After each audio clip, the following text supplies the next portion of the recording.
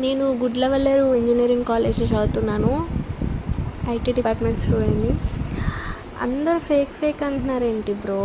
ఇక్కడ ఉంది మేము హాస్టలర్. నేను ఏం జరుగుతుందో నాకు తెలుసు ఇక్కడ. అంటే నాకంటే మా అందరికీ తెలుసు ఇక్కడ ఏం జరుగుతుంది.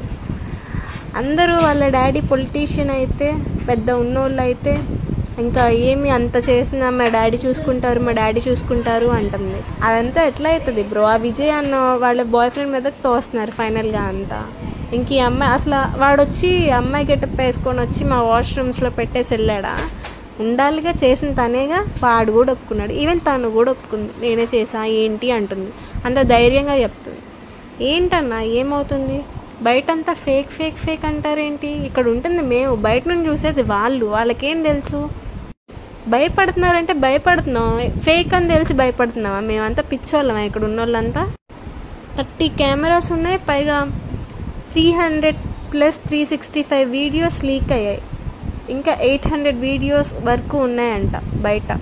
షేర్ అయినవి మాత్రం 365. అందులో ఎవరున్నారు ఏంటి, సిచ్యువేషన్ ఏంటి, అదంతా మీకు తెలియదు. బయట నుండి ఏదో ఫేక్ అనేస్తారు వేరే వాళ్ళు ఎవరు. థ్యాంక్ యూ అన్నయ్య ఫర్ సపోర్టింగ్. ఈ మెసేజ్ పెట్టాలనిపించింది, ఎందుకంటే నీ స్టోరీస్ చూసి నువ్వు మమ్మల్ని సపోర్ట్ చేస్తున్నావు, మాకు నచ్చింది. అందుకే ఇక్కడ ఏం అర్థం కావట్లేదు అన్నయ్య. ఇంట్లో పేరెంట్స్కి చెప్దామంటే చాలా భయం వేస్తుంది, వాళ్ళు ఎలా రియాక్ట్ అవుతారు అని. 4 years నమ్మి వచ్చాం కదా ఇక్కడికి. CEO సెలబ్రిటీలా చూస్తున్నారు ఇక్కడంతా. రూమ్కి కాఫీ టిఫిన్ తీసుకువెళ్ళడం, మిల్క్ తీసుకెళ్ళడం, వాటర్ అయితే టిన్ తీసుకెళ్తున్నారు రూమ్కి. పెద్ద సెక్యూరిటీయే ప్లాన్ చేశారు తనకి. మేమందరం తప్పు చేసిన వాళ్ళం కదా, సో మమ్మల్ని బయట వదిలేశారు.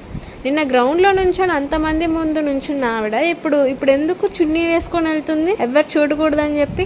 What's the reason behind that? నిన్న పోలీసులు ఏమో మా దగ్గర గ్రౌండ్లో ఏమో అతను చేసిన తప్పే, మాకు ప్రూఫ్స్ ఉన్నాయి, మేము ఇన్వెస్టిగేషన్ చేస్తామన్నారు.